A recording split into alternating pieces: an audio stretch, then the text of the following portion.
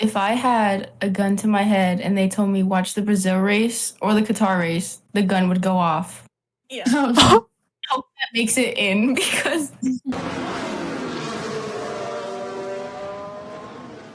I'm still enraged after today. I can't chill out. I literally went downstairs in like a fit of rage and like was like, and nobody admits anything that they've done. And I like started slamming doors. I was really angry. I was not okay. We're gonna carry this rage that we are all seething with into the episode. So welcome to episode 2 of Past the Paddock. We're gonna talk about the Qatar weekend, everything that happened in Qatar, which was a lot. And the amount of stress and discomfort that it caused me in my day-to-day life. And I think everybody else here can agree on that. I second that, yes. I agree. We do want to mention really quick before we get started, Abby Pulling and then Paul Aaron. Abby Pulling wins the F1 Academy World Championship, which is so awesome. It's such a cool step forward when it comes to women in motorsport. I'm going to bring up something briefly because we don't want to spend too much time talking about this. It kind of upsets me a little bit that the pathway from F1 Academy is in F3, F4, is in F2. It's different series. Like, what? It should be. and stuff like that. It should not be this way.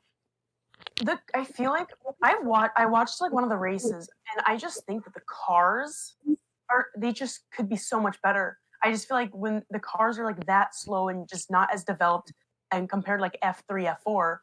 How are they going to get anywhere? Because I remember a few of the drivers mentioned this. Maybe Lewis or Max, I don't remember who it was. They talked about how like the cars just they're not fast enough, they're not good enough. So like, where are they supposed to go after F1 Academy? Because they can't just hop right into F4, F3. It's just not organized enough. I feel like it could be a lot better streamlined. Yeah, I feel like they deserve more when it comes to, like, winning F1 Academy. I did see a lot of hate comments where people were like, oh, I could have won F1 Academy with my eyes closed. Like, Michael Schumacher right now could have won F1 Academy. I'm like, you guys just don't like it because it's girls. You just don't like it because it's girls. Be so for real. Let's just be honest here. Let's be honest why you hating on it. Confess you hate women and move on. And then we can also confess that those people, women probably hate them too. So it's fine. Yeah. That's exactly why they're online hating on F1 Academy instead of, I don't know, out on a date with a girl or with their girlfriend. Or they're not in any racing ever. Okay, so moving on from those honorable mentions, and then The chaos. The chaos of even getting through turn 1, literally right off the bat, Franco, and it wasn't even Franco's fault. Let's start there. Esteban, like, I don't know, what did he like clip him or he moved over and it like Franco got some airtime and Esteban got hit by it was either K-Man. It was Nico's. Nico lost the rear of his car because the Haas car was just kind of a mess today. Because he was on hard tires, and so they weren't warm. Exactly, yeah. Because he started right off the bat on hards, and he lost the rear of his car and ended up clipping. No, not even clipping, just hitting Esteban. Which then Esteban hit Franco. It was just a whole sandwich. And then Nico, of course, was fine. His car was fine until later on, of course. And Alex Franco and Stroll hit Price. So. Yeah. A lot of DNFs today. 5 DNFs. And with the whole Lance thing, I'm going to be the first. This is going to be shocking for all of you coming from my mouth. But I agree with F1 TV commentators where Lance didn't deserve that penalty, which is crazy for me to say, but he didn't deserve it. I don't think 10 he seconds did. for that was insane. Yeah. It was really close between like who hit who.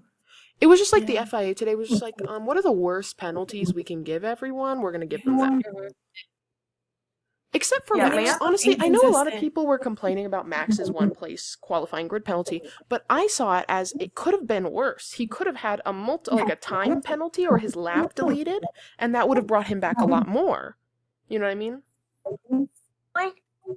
I remember seeing something where they were like, oh, well, there hasn't been like a penalty or they haven't done anything for this for like 2 or 3 years. I was like, why is it so inconsistent then? Why isn't there, like, why aren't we more aware, like, oh, well, if Max does this, he should get this penalty. We were all just like left in the dark on that. I feel like it was just very confusing. And a one place grid penalty, I don't know. Personally, I've never heard of that. Like, I feel like it's always 5 or. Yeah. That's And in weird, recent years, actually. it's I don't been that really- way. It's been like we can never anticipate what the penalty is going to be, which is why we all sit Yeah. on the edge of our seats when we see someone's under investigation, because what's going to happen.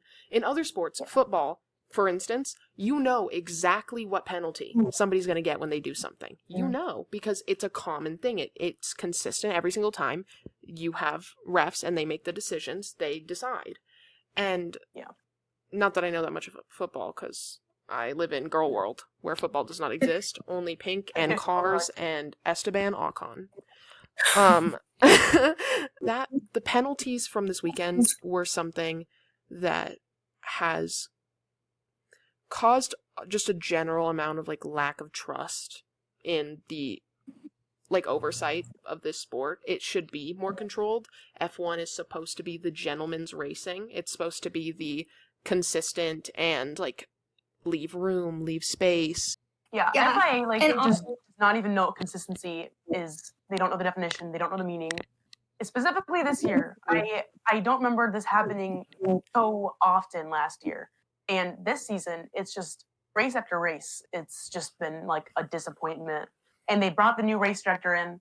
Nothing changed really. I feel like at least from a fan perspective, nothing's changed. So Don't mind me.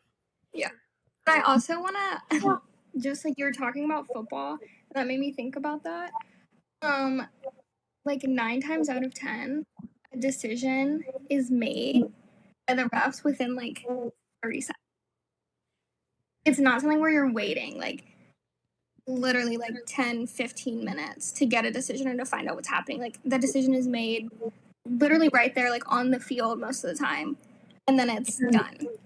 And that's what would have The happened FIA loves to wait us out. with that rear view mirror thing. That was the debris on the field. They should have made that decision right then and there to bring out a virtual safety car or something, because 4 laps and for 2 cars to get punctured before they called something was. They just don't care. Yeah. Or Yeah, that I little remember- attention-seeking man. I'm not even going to say his name. You know who I'm talking about. That little attention-seeking FIA man. He wants to be the overlord of Formula One. Sorry, it's not happening. FIA needs to hold space and define gravity for some consistency Yeah, because they need to defy the lack of consistency. That'd be great. This would be great to transfer into the whole like the mirror wing, the incident. It was lap 30. I looked on the timeline that F1 app has, like the lap by lap summary, and it was lap 30. It was Alex Albon's wing flew off, and then the race, I don't know, it was race control. They were like, oh, the mirror wing is off. Like, I mean, it's off the track. It's clear. It was in fact the not next- off the track, in case anyone was Not wondering. It was in accurate. fact not off of the track. Next lap, Valtteri Bottas comes up and smashes it into a bunch of pieces, and then Lewis and Carlos come by, driving by, because it's like in the racing line. Obviously, it's all over turn 1, and they both end up having punctures, and it ruins It ruins their of their races. Yeah. because they had to like their pit stops were awful because their car was like so low to the ground. They had to raise it up, and it was a 10-second pit stops for both of them. So terrible. I think when Carlos went into the pits, didn't his fall off the jack and that like added a lot more time? Mhm. yeah, They had to it was- it lift was- up the front wing to get the jack underneath. Panicking. Yeah, it was terrible. It's just an absolute nightmare. I felt terrible for them. And then George's pit stop, sorry we're kind of all over the place, but George's pit stop was not good at all. His Yeah. right, I think it was his right rear got stuck, so it turned into a 7-second pit stop. I was so Yeah. disappointed for him because he had such potential coming into this weekend. Mhm. Like, his qualifying was great. With Max's penalty, he was pole. You know, he had such potential. He had potential. He did well in Vegas. He won in Vegas. He had this, like, he's having this incredible stint. And then to come in and feel like on finally everything's going right for you, your team makes a mistake. And not to blame anyone, but, like, it was up to the team. Like, you know it's bad when the Sauber does a better pit stop than you. Like, that's when you know that it's bad. And so, for that to happen to him, I knew that it was, like, super disheartening. But I think With the Mercedes, I feel like they're just not used to doing very well right now. So now that they're doing well, it's like there's all these simple mistakes. We saw a lot of simple mistakes this weekend, was the issue. We saw like the yellow flag, not slowing under the yellow flag, which is a good topic to talk about, because for those of you who are watching and or like are listening or whatever and you don't know exactly what happened, there was a yellow flag that came out for the debris, but it was put up in the stint the moment that Max and Lando were in that area, and then it was taken down afterwards. I was sitting there watching, and it would go yellow flag, green flag, yellow flag, green flag, yellow flag, green flag, and it was like flipping between them because they didn't know. Like the FIA was clueless, they didn't know, so they were just calling things and uncalling them. And during that time, during the yellow flag, Lando didn't slow down. And technically it was supposed to be I forgot, I think it was like a red and yellow flag originally for... I think it's double yellow. It was double yellow or red and yellow. I don't remember what One of those I recall hearing, but it was for like it was like for slippery surface, but it meant like, debris or whatever. And so Lando was caught up in that and didn't do that. And they waited like 20 laps and a safety car to decide if Lando got this penalty or not. And so then they issued him, near the end of the race while he was P2, a 10-second stop-and-go penalty, which totaled out to 35 seconds when it comes to coming into the pits, parking up 10 seconds, and then leaving the pits again. That was 35 seconds, which is honestly equal to disqualifying him. They basically disqualified him, but Lando was like, not gonna happen. And so he gained a bunch of places and then ended up scoring points and getting a fastest lap, so he got 2 points for the race. But it was just so disheartening. Like, where was the decision making? Where was the leadership in that? Waiting that long to do the safety car, not the safety car, the penalty. Actually, both, because everything, the entire safety car issues, the penalties, everything was all over the place because they just could not make their mind up. And I support Max more, but Lando is like my third or fourth favorite driver. Okay, so I'm fully I was so irritated when this happened. Because so many drivers have just been getting done dirty by the FIA, and Lando was the victim today, sadly. And it's really irritating for this to happen specifically when there was literally 5 laps left of the race. So what is he supposed to do? He can't he made it to P10. He got a point, which honestly that is very important since there's one race left and the battle with Ferrari. But I mean, just to wait that long and 35 seconds lost, is just so irritating. Specifically when he was about to get P2, and now Charles got P2, the team he's literally in war with for constructors. So very terrible on their part. I think the FIA knew what they were going to call and potentially waited that long so that way the constructors battle went out to Abu Dhabi. Yeah, more people would watch because it would be going down to the wire. I genuinely think that they were oh wait, we want this battle to last. We want to make the last race good television, and not just They tried to do. I remember people had conspiracies that they did try to do this with Lando and Max for the World Drivers' Championship, and now that they're making the idea that they're doing it for constructors, it's not surprising at all because they just want more viewers, they want more money. That's how it's been going, sadly, for specifically this season a lot. It's just ever since there's been it's been such an increase in fans and just the media aspect has just gotten so popular. I definitely think that they're just trying to drag it out. And how would they not know what to give the penalty? How would they not know? You have 15, 20 They're laps stupid. to do it. A 5-second penalty, mind you. 5 seconds compared to Lando's 10 seconds for an infringement under a safety car. Yeah. If it's about safety, then it should have been equal to Lando's. Or Lando's should have not been 10 seconds. What is this? Lando just posted and his caption says, "Sorry team, deserve more. I'll do you proud next week." Stop. You're joking. I'm going to cry right here. Gabby crashing out. No, I can't do with drivers getting sad. I can't do it. I can't do it. Bro, lost Lola. It proves the pressure that he puts on himself. And he feels like he let his team down. And he sat in his car for over a minute once it was over. And then on the radio after the race, he said sorry. It's really annoying. to see, because I know like there's all like these little things like, oh well, they got this penalty. Why didn't this driver get that same penalty? Because they did the same thing. This applies here too, because didn't Max and George do something very similar or the exact same thing earlier in the season? They got 5 seconds. Why is Lando getting 10? Like it, I don't understand why. Like you guys were saying it, like the 35 seconds. Like it takes so much longer to get into the pit lane because you can't go full speed. Obviously, we saw that with Lewis because he got penalized with that because he was speeding in the pit lane. So it's like it's not just a 10-second penalty. Like you're adding the time going in and out of the pit lane. So it's like, why couldn't they just add a 5-second penalty like after? So moving on to Lewis Hamilton, he had a pretty interesting weekend. A lot of his like qualifying and stuff wasn't going well. He was complaining about the balance of the car a lot. During the race, he ended up getting a drive-through penalty for speeding in the pit lane, which is unfortunate. He was talking a lot on the radio just about how the car wasn't what he wanted, and he was asking to retire the car at one point, and his engineer said no, but he ended up continuing racing, and it just seemed like a really bad weekend for him. Your car can't be that bad because George is doing really well. So to me, it just feels like Mercedes kind of handed him a really great car from like Vegas and here, and they both did well on both tracks, but still, like he had stuff to complain about. Like I love Lewis, but he's been complaining a lot, like a lot.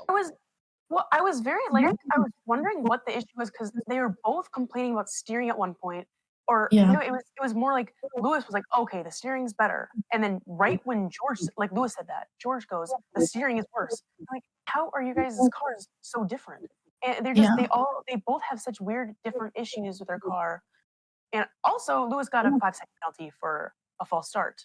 Oh yeah, I forgot about that. That makes it even worse. He just had I don't know if this is a hot take or not, but I just feel like the reason that he didn't retire is that he's probably planning on doing postseason testing in Abu Dhabi with Ferrari, aka that means he can't race in Abu Dhabi with Mercedes.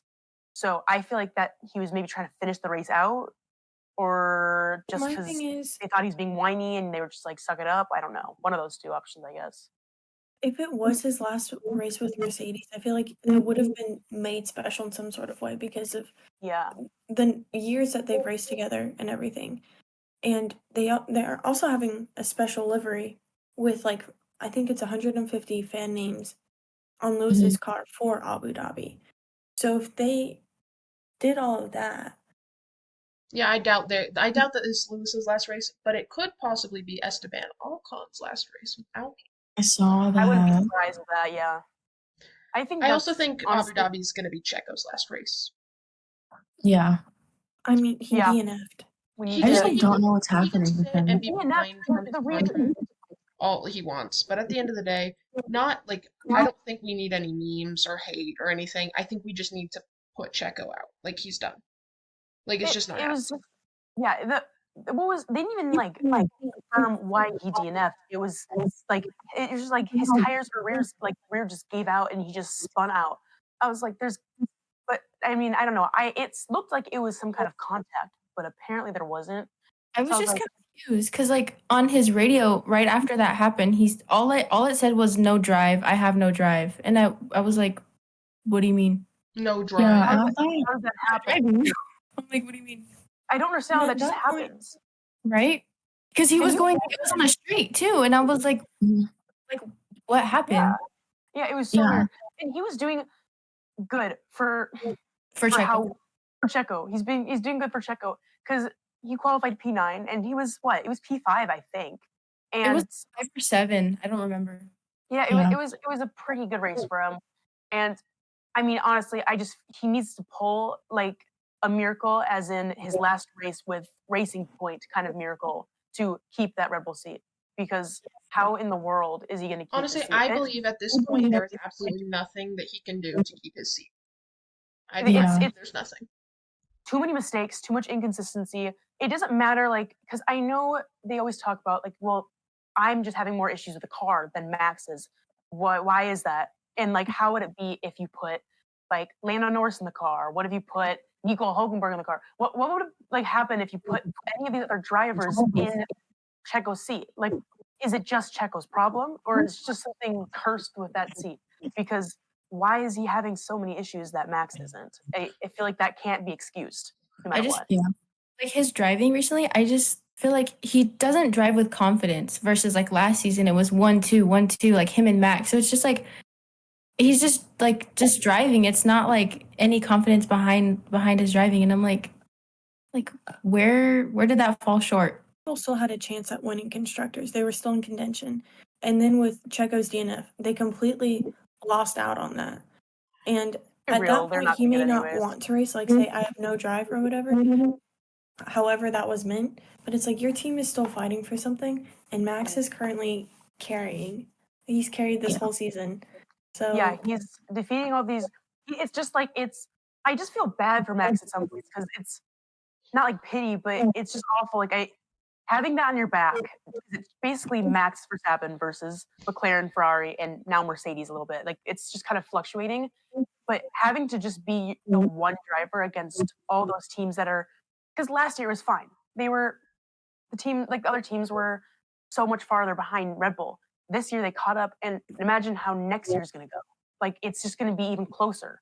I would assume, and they can't have this kind of repeat where Checo's just like barely getting into Q2, and Max is like fighting for wins and podiums. Mm-hmm. So I do not see him next season. Like I don't think anybody does, honestly. Speaking of Red Bull, speaking of Max, I have things to say. So I'm not angry, but I am angry. What I am is I feel like we've seen great examples this weekend, and it doesn't matter. It could have been Lando, it could have been freaking Nico Hulkenberg. I don't care who it is. It's not about the people, it's about the actions.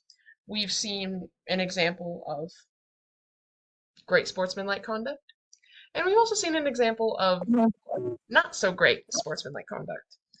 And I like to compare what Max did today as the equivalent of if you're at work and you work an office job and you scroll on you were scrolling on your phone for 5 seconds in your cubicle, and one of your a coworker walks by and sees you on your phone, doesn't know what you're doing, but sees you on your phone and goes, guys, I think that person may or may not have been scrolling social media at work. And they tell the boss, and the boss walks over and he's like, did you do this? That's the equivalent of what Max did today. He told on Lando when I understand, and I think Lando deserved a penalty, but I think all drivers need to start keeping race rules, which is hard to do when the FIA is the way that it is, but leave race rules in the hands of the stewards in the FIA. We don't need Max in the front, who's in the front of the race, already won the world championship, the drivers' championship, and then clearly I see it as Max saw Lando closing in on him. That gap was so close for all those laps. That gap was within 2 seconds almost the entire time. He saw him closing in on him, and he was like, oh, I'm nervous, because his tires were kind of giving. They were on the same amount of tires. Everything was very even and equal, and it kind of scared Max. He saw that, and he saw the yellow flag, and he didn't know if Lando didn't slow. He just kind of was like, hey guys, I think we should check and see if Lando didn't slow, just to see if maybe he could get Lando a penalty. And he did it. He got him a penalty. Do I think he wanted him to get a 10-second, 35-second penalty? I don't think he wanted that. But I think he did want to get him to get a penalty, which I think is, if I were a Max Verstappen, a Lando Norris, an Oscar Piastri, I would want to succeed in a race because I succeeded in the race, not because I called someone out and gave them a penalty and now I win the race. I feel like that's super immature behavior from somebody who is a world champion, a 4-time world champion. Why? Why would it? And it wasn't like he just mentioned it once and moved on. It's like he kept bringing it up. He was so wanting to make sure that Lando got this penalty, and it's like, you're holding on to something while he deserves the penalty. Yes, I think he deserved a penalty. Why are you so are you relying on Lando getting a penalty right now to win this race? Is that what this is? And to me, that's just quite frustrating. And I think that although I was like, okay, you don't have to ask GP 5 separate times or whatever, how many times he asked, if he's going to get a penalty or something. Just mention it briefly once and then let it take its course. Like, your engineers are going to take care of it. And if Lando lifted, or if he didn't lift, that's up to the FIA. But I mean, I do understand like why I feel like I've seen more drivers complain more about like why they're doing this, they're doing this, they're doing this. And I think it's because the FIA is just so inconsistent. And it's just they like almost like it's almost like they're depending on themselves and their own teams to like bring up issues, which again brings back the FIA. Well, the problem is that there is no consistency within the FIA, but also we're seeing too much complaining on the radio. Like, we don't need, it never used to be this way. We don't need everyone on the radio complaining about everything all the time. And I'm sorry, but Max is a main culprit of complaining on the radio. That man complains on the radio so much. Not that other drivers don't do it, but he does it a lot. I think the two key factors that skew the concept for me are that, one, he didn't know if, like, it's not like he saw, when you have a racing incident and somebody literally hits you, you can go on the radio and be like, they deserve a penalty for just pushing me off track, hitting me, whatever. But it's that he didn't know if Lando slowed or not. He just had an idea that maybe he didn't and wanted to throw out the concept. To me, it felt super messy and just like just in general, like it's allowed, sure. Should it be, like, is it the mature thing to do when you're a 4-time world champion, have been racing for many years? Like, I don't think that's a very mature thing to do. I remember that they were saying like Max was looking at his rearview mirrors, and I think that kind of explains a little bit on how, because I mean Max was slowing down and then he probably just sees Lando pulling up like a lot further, because it was what he gained 0.6, but that's not that much anyways. Like, I feel like 0.6 is just so minimal for a 10-second penalty. Of course, it's just insane. I do think that Max was just wanting to get that win and was just like, obviously just going to pull everything out. Like, they're going to complain. But I do totally agree with this. The complaining is all-time high. It's ridiculous. To be fair, I started watching last year. So I don't really have the best perspective on how it used to be and how much they used to complain, because I haven't watched many past races like that. But it is at an all-time high, and I do blame the FIA for a lot of that, but you have to blame the drivers too, of course, because why are you complaining so much? So I feel like just leave it up to your team. Your team's literally, you have like 20, 30 people just staring at the screens looking for mistakes by other drivers all the time. You don't need to complain all the time about it. So yeah, exactly. Moving on from the Max thing, the Lando thing, let's talk about the joints. We got joints at this race. We got joints. We got joints. We got joints. And he got driver of the day. Driver of the day too. Yes. And I was looking at it. I was wondering who's gonna get it. I was like, oh, it's probably like Max or maybe like Charles or something. And I saw Zhou Guan Yu pull up, and I was like, so happy. wow, applause. Because is this his first time getting points? Because I thought his highest finish was P13 in Vegas. I thought I saw. I looked it up, I think, because I was like, we got joints. So because he got elected driver of the day, I thought it would be fun if we elected our drivers of the day. So everyone gets to pick who their driver of the day was. And if you say Zhou, you're copping out and you're picking Zhou anyway, and you're being a copycat. So you got to pick something else. The original.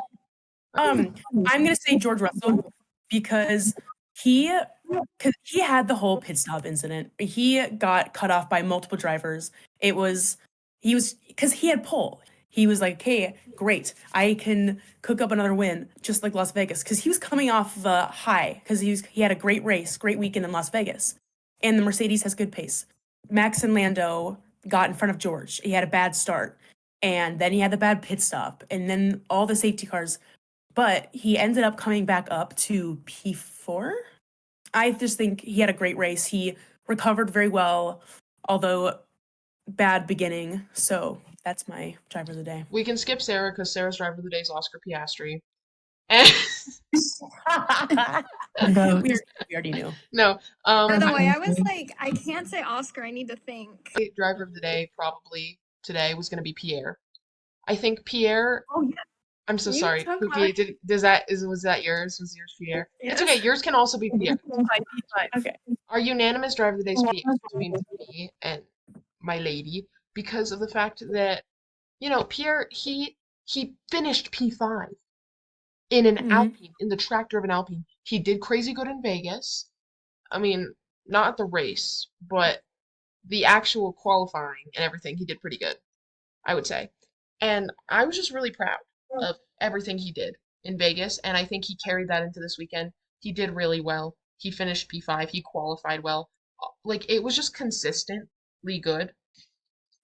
Biggest thing was that I'm gonna agree with you. He was very consistent, very and P5 is really good, especially after the P2, P3 podium in Brazil, and then Ocon DNFing. I think Pierre really made up for those points, and he defended against Carlos those last few laps really well, and that stood out to me because in an Alpine it's hard, and I also know he had a different front wing than Ocon did.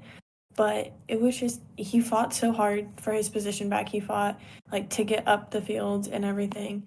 And so he just 10 out of 10 drive from Pierre today. Correct.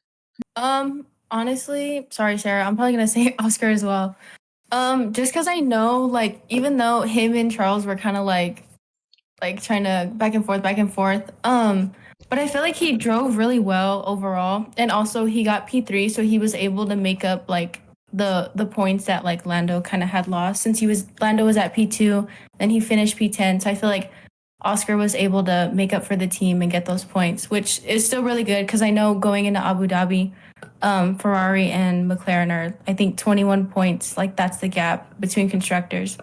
So I'm glad that he was able to have a really good race and then also just get some points for the team as well. So actually, this might be, I don't want to say this. I really don't want to. But Charles was giving Oscar a run for his money. Which I hate that. Don't get me wrong. But She said, I hate Charles. Do you hate Charles Leclerc? No. Hold on. No, Hold on. I love him. Guys, that was a joke. That was a joke. That's a joke. Okay, did you see the explosion of emotion? Controversial thing to say. You will be canceled if you say that. No, You're I done. love him. Get I out. love him Off the podcast. Get out of here. No. together. We can't have controversy on And this that's why, podcast. I'm sorry, Sarah. Charles is an amazing driver, and time again proves that. Even when being done really dirty people. But no, he was giving Oscar a run for his money, and I was like, oh. Okay, So you would say eat him up. Yeah, I think I'm gonna have to go Charles. My driver of the day would probably be K-Mag. He's kind of cooking the whole weekend. I feel like he was just, I don't know, he's cooking. He got, P9 and a half? I mean, I love to see it. And I'm low-key going to miss him next year. Maybe that's controversial. Okay, that's not I like- controversial because K-Mag's I love Kevin so I much. like that little He had that overtake on, who is it? Alex? Yeah, I think so. He was He was like F you or F off and just fully just went after him. I was like, The commentators were like, as you should. I was like, honestly, great for him. He, I don't know, him and Yuki are both the main menaces, and I just think that Kevin just brought it up today. We gotta assign. We don't need to do it ourselves individually. As a group, we're gonna assign a flop driver of the day. Who flopped? Who is our flop? We can this is like a committee. The council decides your fate right now. I literally just want to say RB as a whole because their pace was actually terrible. I must say Yuki Tsunoda flop. Yuki was Yeah, I'm saying Liam. He an anchor on him. It was both of them. He's the kept V going back carbs. and The V back. carbs were the flop of the day. They just Yeah. every person. I turned around, I looked back. Esteban Ocon overtaking Yuki Tsunoda. No, overtaking Yuki Tsunoda. Overtaking Tsunoda. Everyone he was just done. I'm gonna go so bad on the car. ahead and say Lance Stroll And Yes! Layla is very happy about this, apparently. But okay, like, first of all, he had a lot of stuff happening. Like, he had a penalty. He literally collided with who? Alex. Alex Fully- at the very beginning of the race, and then Joe hopped on the radio and was like, "Dude, what is this effing Aston Martin doing?" And it cracked me up. Because, okay, I guess you could say the commentator said this too. Alex could have gone wider, but Yeah. why would he when he's trying to overtake in race? He's trying to be aggressive. Why was Lance Stroll just fully like hammered right Yeah. into him? Lance And then Just kept going straight. has a and then he history got of 10 second penalty. What? Lance has an intense history of that. Actually, in editing It- right now, I'm going to take clips and slowly have them fill the screen of every single time that Lance Stroll directly ran into somebody for no reason. So here are all those. They're Yes. beautiful. He has an unfortunate history of this and brought it back today, just for like old time's sake, apparently. And he did get the 10-second penalty, was a flop by the FIA. I think it was harsh, but he still got the penalty, which makes him flop even more. And then he retired literally a lap later. They're like, okay, we're gonna serve it now, and then we're gonna give up. And then that's I exactly forgot he it. retired. Yeah, like because they were like on the fence, like, oh, he's gonna retire. Oh, he's not gonna retire. Also, we need to mention McLaren this weekend and just like how well they did during the sprint and that teamwork, because that was phenomenal. And then Lando trying to come back from his penalty and whatnot, and then Oscar just putting up a good fight. So while VCAR was our flop of the weekend, I think McLaren deserves like that top spot because they tried their best. To say They the did. They least. did really well, and I think we saw a really great display of Lando's and Lando and Oscar's both. They want to be teammates. They're not best friends, and I don't think anyone claims that they're best friends. And they're not kissing each other in the back like Nico Rosberg and Lewis Hamilton being like, "I love you and I'm so sorry we have to fight." It's more so of a we're chill and we're teammates. So if you do something like you scratch my back, I'll scratch yours situation, and that's awesome. We don't need Yeah. another Mercedes. Yeah. When I was getting Definitely, like- flashbacks seeing those the white overalls. Oh my god. Yeah, actually, I got sick after that. I was ill. So It was a Yeah. war crime. I felt purposefully attacked. I was like, "Hey guys, I think you accidentally posted this. I think I you think should. you posted it. I think you should delete it, and I think you should erase your memories of that post. I think Thank you guys you very should much. just never do that again." Yeah. Personally, Yeah, that was bad. honestly, there was Sorry. just it was so much weird, like so much of everything this weekend, and I think once again it comes down to the commercializing of F1, and this is something we're gonna have to talk about a lot more because I have like a whole like research paper on this topic.